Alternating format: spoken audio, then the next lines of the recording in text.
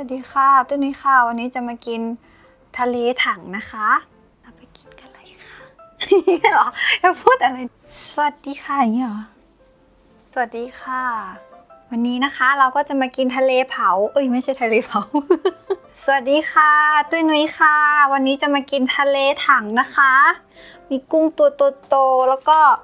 ปลาหมึกตัวใหญ่ๆอู้หูโอ้ยใหญ่เท่าหน้าเลยเอาไปกินกันเลยค่ะอันนี้มันไม่ยาวเป็นอย่างนี้เลยเหรอ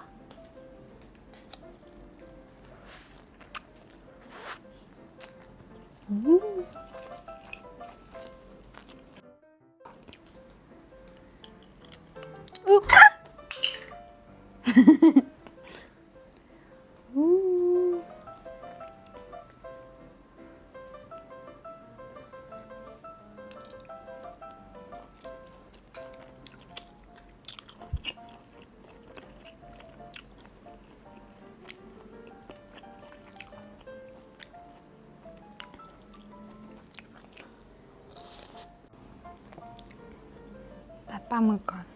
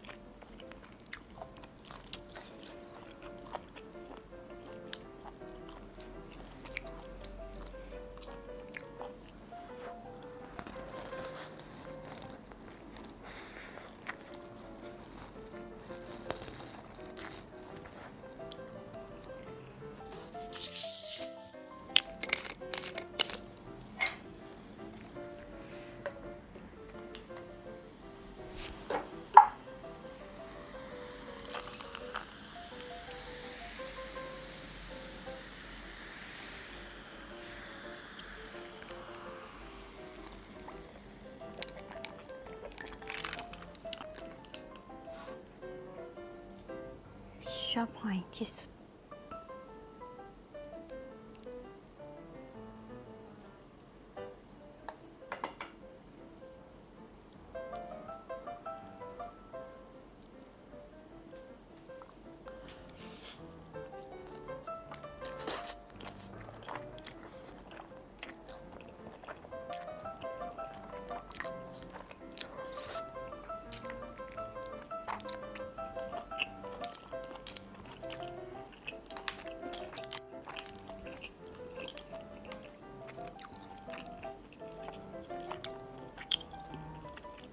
ต้องมีแบบมีอีกหนึ่งอันมาถ่ายใกล้ๆด้วยหรือเปล่าตอนนี้แบบ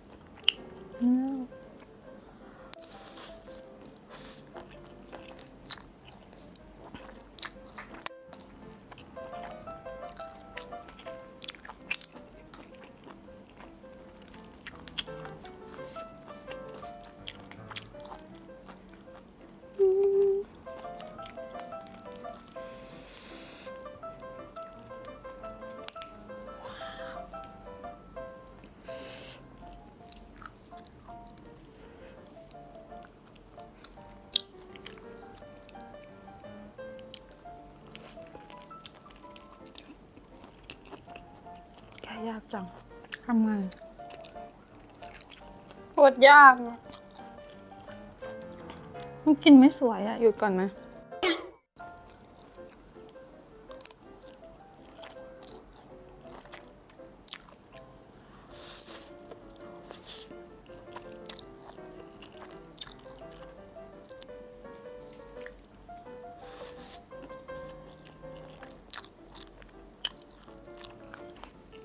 อิ่ม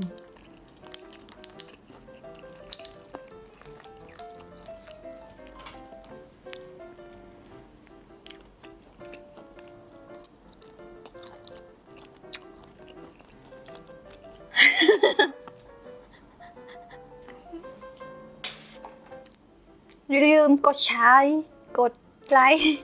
กดแชร์ ตอนนี้อิ่มแล้วค่ะ บ๊ายบาย